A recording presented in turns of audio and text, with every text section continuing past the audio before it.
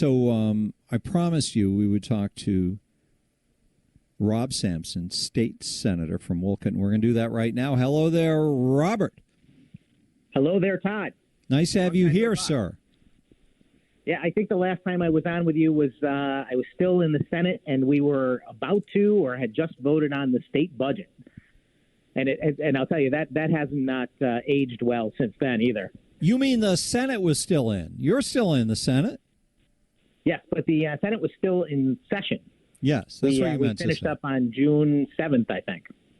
Wow, so it has been a while. Well, fill us in on some of the worst stuff that happened that people should be more mindful of. I feel like every time I come on the air with you, Todd, I end up giving people nothing but bad news. Well, is there good? The end of our phone call, we can talk about some good news. Let's take 30 seconds and do the good news. Go ahead. I think the SCOTUS decisions that have come down in the last week give us some element of hope. I really, really am pleased both about the affirmative action decision and the one about the student loan forgiveness. Yeah, those are great. Those are great. I meant of state stuff, but those are very important. And it does give you, it shows you how important it is having that court believe in the American system. It's so necessary, Todd. I mean, we have legislatures across the country in individual states, and we have our United States government, House and Senate. And many of these folks, I don't care, which party they're in. People, even in the Republican Party, are losing their way every day. And there are fewer and fewer people out there fighting for the principles the country was founded on, being voices for freedom and personal responsibility and limited government. So thank you for what you do and to be that voice every day on the air. We would be lost in Connecticut without you. And we are lost still. But it's just so predictable from this point, with the benefit that we have now of what we know of how government works, and you combine that with the key ingredient of incredible amounts of money, and then the ability to spend money that actually doesn't get generated, and to lock taxpayers in. I feel like that's the key thing that's destroying the state and destroying the country, is the government now can say, let's take money that doesn't exist and promise it to people in exchange for their votes. And we're dealing with a whole different thing than what our system was supposed to be.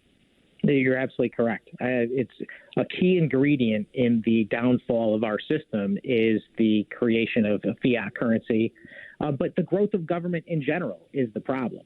And the fact that our system has produced such amazing, stupendous results. The quality of life in America is still unparalleled. It's the best anywhere at any time throughout the history of mankind. And as a result, people are less inclined to keep a close eye on what their government is up to. And as you and I both know, when you're not watching government, it is going to do terrible, terrible things. And, this lack of oversight and lack of interest is also leading to a lack of education and knowledge about our history and what is important to maintain as far as our system of government. People today, they don't think anything of allowing the government to grow to the point of interfering in private contracts between businesses and in their employees. They don't feel that there's a problem with interfering in housing transactions between landlords and tenants. And each year that I've been in the legislature, it has gotten progressively worse. And I mean, I don't think it was accelerating like it is now before I got there in 2010. The last 14 years, we are in an entirely different place. The state government in Connecticut shows no fear and no boundaries about what they will interfere with. And there are numerous examples. And the problem I see more than anything is that there are fewer and fewer Republicans that are actually standing on Republican/American principles who are willing to stand up and speak about it. But I'm not going to stop. Yeah, it's interesting that you would think the response would be, let me double down on the principles and sell those principles to voters so they can see clearly how bad this is. Because the interesting thing about Connecticut that I don't think has happened in a lot of other states, and that is that as the Democrats have gained in the last few years some level of dominance, they have used that with a sense of utter disregard for the well-being of the state.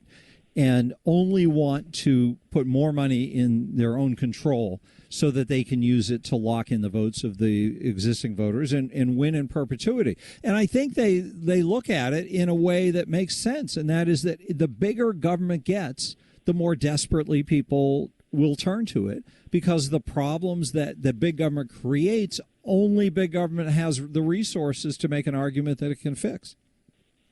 Right. I mean, their agenda is evil. I think a lot of people might agree with that. But you have to admire their determination and tenacity and willingness to follow through on it at all costs. They firmly believe that they're doing good. They're trying to create their version of society, which ultimately means that individual freedom will disappear. The individual choice about how you're going to live your life and what pursuits interest you, those things are going to slowly but surely disappear. And that's all in exchange for security and safety, as the Democrats would describe it. But to me, it's imprisonment. And it's all so that they can maintain their power and their control over the population. And it's as I said, they know no bounds. They will interfere. I tell people all the time, in other states, when they find some law to be unconstitutional, they take it off the books. In Connecticut, they're like, we'll just leave it there. We like it. So I was talking earlier, I was messing around with artificial intelligence, and I asked the AI, Bard, it's called, Google's AI, to list for me the states that have the highest per capita taxation in the country.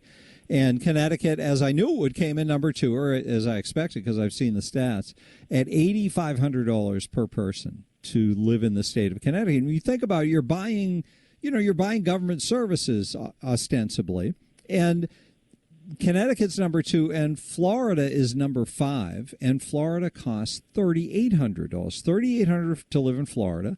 You have to pay the government to be there, and in Connecticut you have to pay $8,500. I think that is what I said. So it's more than twice as much, plus a few $100s thrown in, to live in Connecticut than Florida. It's mind-boggling. Right, and that doesn't take into consideration the long-term obligations, because not only do you have this yearly average $8,500 per citizen that required to live here, you also have debt hanging over your head. You should ask Bard what the per capita debt is across the country. I think you'll find out that Connecticut is at least in the top 5. It might be number 1, and it's around $50,000 per person. It's an absurdity. There's no reason why the state government should have grown to the point where we are that much indebted to it. And the things that we're buying, as you mentioned, do we really want them? The state budget, I'll just use this as an example because this is something near and dear to me. I was the only person in the state Senate out of 36 senators, was 35 yeses and 1 no vote. But I'm quite confident I made the right vote. The whole notion of that budget was that there's some sort of income tax cut associated with it. And there is some very tiny cut to the lower threshold, income tax for certain individuals. But the overall budget increases spending 7.5% more than the previous budget. That means that they're spending 7.5% more than they did before. And all of that money is taxes. So I don't know how anyone could say with a straight face that there's a tax cut when they're actually spending 7.5% more of your money. And that is a huge increase over a 2-year period, in my opinion. And we are continuing down this path of simply growing government. And I'll give you a list of some of the things that we're spending money on. Your $8,500 average is about to go up because of this budget. Mm-hmm. But we're spending money on debt-free college. We're spending money on fixing the sewer system in the city of Hartford. We're spending money on free health care for illegal aliens. We're spending money on the XL Center. Well, that's what I mean. When you look at that list you just ticked off, that is a recipe for disaster from a state that already is in deep trouble on a fiscal basis. So what are they doing? What would motivate such a thing? So I looked it up, by the way. I typed it into Bard. What states have the highest unfunded liabilities? Is that the right way to phrase it? Because these numbers are kind of shocking to me. Well, I would call it per capita debt. But It should be more or less the same thing. I don't know what else might be included. Yeah, because these numbers are much bigger than what I would have anticipated. Like they've got Connecticut at $358 billion, so it must be including other things. All right, so tell me. That's about right. It does? Yeah, oh yeah. I mean, if you're talking about long-term liabilities, both from pensions and other things like health care for state employees and former state employees, I have no doubt that that's the number. And if you, but you'd have to extrapolate that into the per person amount of debt. So it's California's number one at 1.53 trillion, which is that should be a federal debt. It should be a state debt if there's going to be debt. Okay, so tell me the phrase again to put in highest per capita debt by state. Per capita. Okay, because I want to see if the number changes. This is the fun thing about the artificial intelligence to do research. So it takes about sometimes 6 or 7 seconds, maybe 10 seconds for this to pop up, but we've got it. Here are the states with the highest per capita debt in the United States as of 2023. In New York, it's $18,500 per person. That's not very high. No, and in fact, I know Connecticut is around 50,000. DC is 30,000. Oh, I see. They haven't put it in order. Yeah, I thought Connecticut was up higher than that. All right, so I've got to research that further. Oh, there's no, that's the other one. Okay, so it's not giving me Connecticut on this list. So we'll do more research later, and we only got a couple minutes left, so we're wasting time. Tell us something we need to know, Rob Sampson, state senator. Something we need to know. I don't know, Todd. We have to find a way to get our neighbors and people that share the worldview of freedom and personal responsibility. You know, America. You know, the America that we and I think presumably most of your listeners love and adore. We have to find a way to get those people engaged, holding their elected officials accountable, holding the media accountable. But I don't think the average person knows about these issues anymore. They don't know what we've been robbed. You know, you've got the affluence that you talked about and then the drop in education quality. And I think people just think everything's wonderful. Right. Well, there's no doubt that there are many people that I even serve with that think everything is wonderful and they don't see the danger of what's happening. But our system is crumbling around us. The state of Connecticut in particular doesn't seem interested in preserving individual liberty for its citizens anymore. It's all about maintaining a rigged political system that ensures that the right people are paid off at election time so that the system remains unbroken and that the Democrats maintain power. And the saddest part about that is the Republicans, rather than recognizing the danger of continuing on this path, and putting up every amount of vigorous fight they can and making an argument for our principles, they take the easy way out most of the time, and it's unfortunate. Got to hold you there, Rob. Have a great vacation. Thank you for coming on as always, and thank you for speaking so honestly as always. It's always my pleasure, Todd. Thanks so much for having me. Appreciate it. State Senator Rob Sampson from Wolcott. We'll talk to him in a couple of weeks.